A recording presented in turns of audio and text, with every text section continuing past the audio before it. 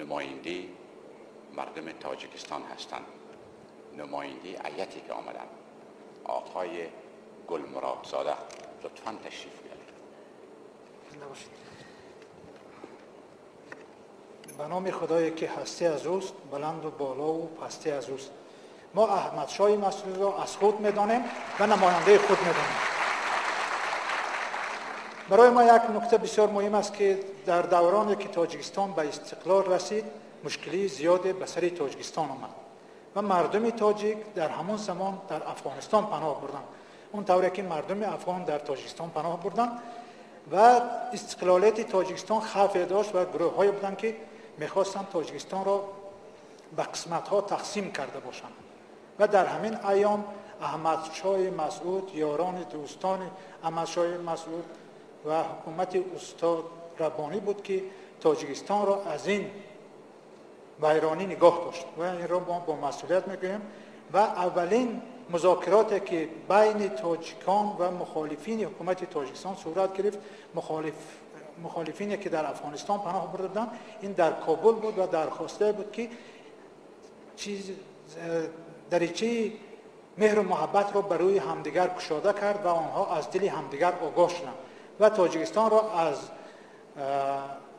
اون مشکلاتی که داشت رهانید و یک زمینه گذاشت برای وحدت ملی ما. و امروز هر باره که سخن از باب وحدت ملی میرد، مردم تاجیکستان احمد شاه مسعود را یاد میارند و این شب روز که تاجیکستان جشن دارد و هر فرد تاجیک درباره افغانستان اندیشه دارد، درباره احمد شاه مسعود اندیشه دارد و ما استقلالیت حقیقی خود را زمانی پیدا کردیم که به وحدت ملی رسیدیم و به سازشنامه صلح امضا گذاشتیم که این خدمت احمد شاه مسعود هم بود. و این چیز را مردم تاجیک ما هیچ با فراموش نمی‌کنند. و نکته دیگری مهم این است که به طفیل احمد شاه مسعود و دوستی برادری که بین رهبر جوان تاجیکستان به وجود آمد، رئیس جمهوری تاجیکستان از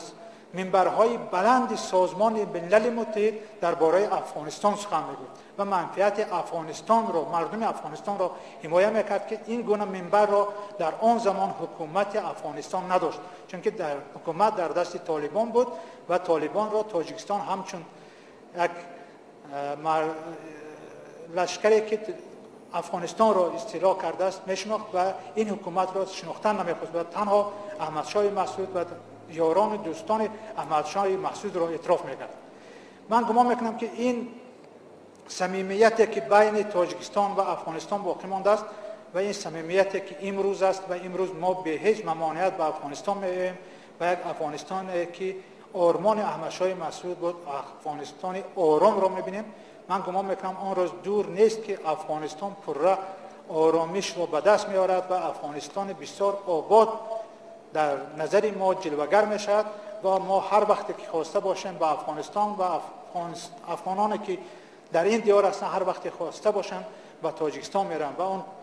دریای روده که در بین ما بود و طفیل پلها از بین برداشته میشد و دلهای ما مهم است که به همدیگر نزدیک است. یاد احمد شاه مسعود و خیر، آخرتش آباد و منزل آخرتش آباد باشد. ما دعاگوی آن هستیم که مردم افغانستان به زحمت احمد شاه مسعود رسیده باشند و مملکت خود را آباد نگاه داشته باشند. السلام علیکم و رحمت الله.